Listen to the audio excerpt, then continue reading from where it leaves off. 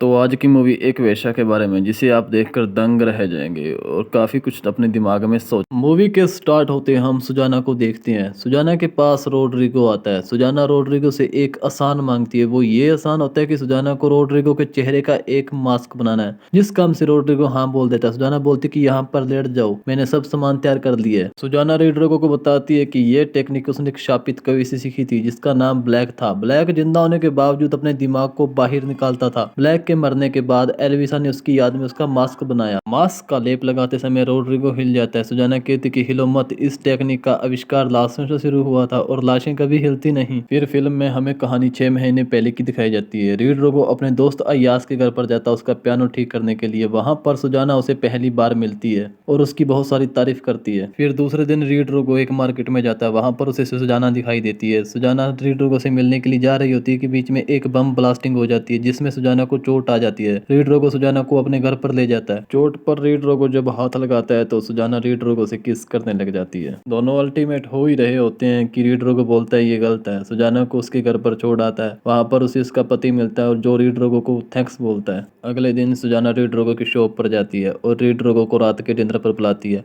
Rodrigo जब सुजाना के घर पर जाता है डिनर करने के लिए तो सुजाना डिनर करते समय रोड्रिगो को अपने बचपन की बात बताती है। सुजाना एक कवि के पास जाती है जो उसे एक कविता सुनाता है। कविता सुनाते सुनाते सुजाना उसे एक कोने में ले जाती है और सुजाना उसकी पैंट उतार देती है। जो डर के मारे अपनी पैंट को ऊपर उठाकर वहां से भाग जाता है। फिर सुजाना को वो कभी नहीं मिलता। ये बात सुनकर रोड्रिगो अल्टीमेट होने की तैयारी कर लेता है। फिर सुबह को सुजाना पानी पीती है जिसके अंदर रोड्रिगो के आंखों के लेंस होते हैं। सुजाना लेंस को खराब कर देती है जिसके कारण रोड्रिगो को कुछ भी दिखाई नहीं देता। फिर सुजाना रोड्रिगो को अपने एक अंधे बॉयफ्रेंड की बात बताती है। फिर रोड्रिगो सुजाना के साथ वैसे ही अल्टीमेट होता है जैसे उस अंधे बॉयफ्रेंड के साथ हुई थी। फिर दोनों एक शॉप पर जाते हैं। वहां पर सुजाना एक आदमी को देखकर मुस्कुराती है तो रोड्रिगो पूछता है क्या तुम उसे जानती हो। सुजाना बोलती है हाँ मैं उसे जानती हूँ, वो तुम्हारे जैसा है।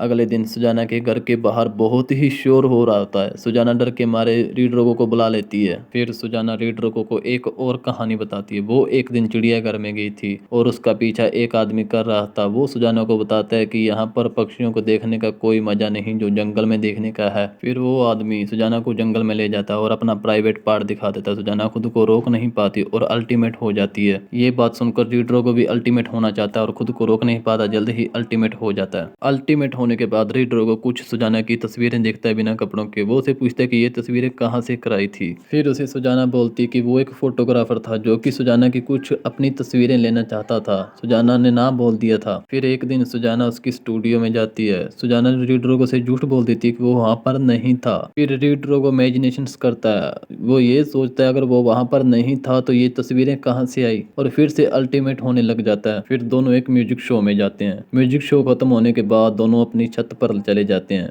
वहां पर सुजाना एक और कहानी सुनाती है। उसकी फ्रेंडशिप एक फादरी से हो जाती है। वो उसे रोजाना अपनी गाड़ी पर पिक करती है। एक दिन दोनों पार्क में बैठे होते हैं तो सुजाना बोलती है क्या फादरी साहब सेक्स करना गलत है। फादरी कहते हैं कि बिल्कुल गलत नहीं। वो कहती है हम भी करें और ये बात सुनकर फादरी सेक्स करने लग जाता है। सुजाना की ये बात सुनकर रोड्रिगो बिल्कुल अल्टीमेट होना नहीं चाहता और अपने घर पर चला जाता है। फिर हम देखते हैं कि सुजाना रात को रोड्रिगो के घर पर जाती है और बोलती है कि मुझे तुम्हें कुछ एक और कहानी बतानी है। फिर रोड्रिगो बोलता है कि कितने बॉयफ्रेंड थे तुम्हारे। सुजाना बोलती है कि वो मेरा बॉयफ्रेंड नहीं था, वो मेरा पति था जो कि एक चित्रकार था।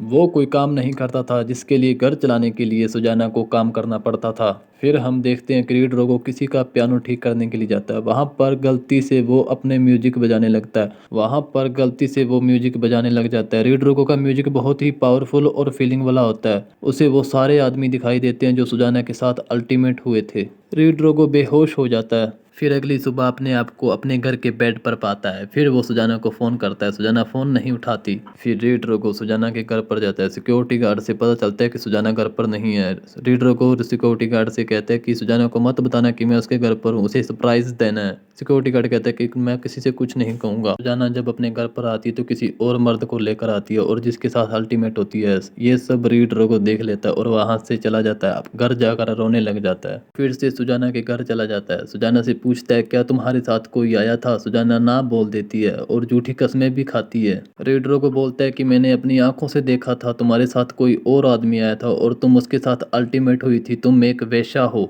सुजाना बोलती कि अगर मैं एक वेश्या हूँ तो तुम एक सूर हो। रीडरो को सुजाना के साथ जबरदस्ती करता है और वहां से चला जाता है। अगले दिन रीडरो को किसी और लड़के के साथ अल्टीमेट होता है। ये सब सुजाना देख लेती है और घर आकर रोने लगती है और अगली सुबह रीडरो को अपने घर पर बुलाती है और मास्क बनाने का कहती है, जो हम फिल्म की शुरुआती में देखते हैं। मास्क बनाने के बाद रीडरो को वो सब लोगों के मास्क दिखाती है जिन जिन लोगों के साथ सुजाना अल्टीमेट हुई थी, पर अब वो जिंदा नहीं है। फिर सुजाना बताती है कि इन सभी लोगों में से मैंने तुमसे ज्यादा प्यार करा, तुम इसीलिए जिंदा हो। फिर बोलती कि अब यहाँ से चले जाओ, अपनी शक्ल मत दिखाना। सुजाना फिर रीडरो को के मास्क से किस करती है और रोने लग जाती है। अगर ये मूवी आपको अच्छी लगी तो लाइक मत करना, सिर्फ कमेंट कर देना। आते हैं एक और नई मूवी के साथ।